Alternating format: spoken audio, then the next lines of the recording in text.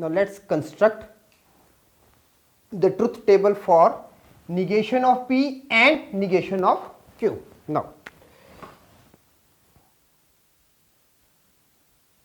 we are having negation of P, negation of Q, and then negation of P and negation of Q.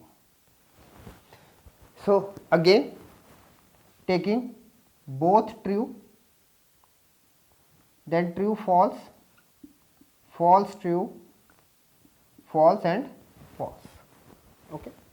Now what will be negation of P? It means opposite of P. False, false, true, true.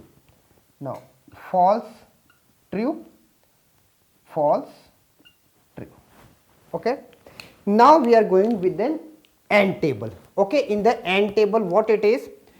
Both are false. Now both are false, result will be false. One is false, one is true. In the AND table it is false.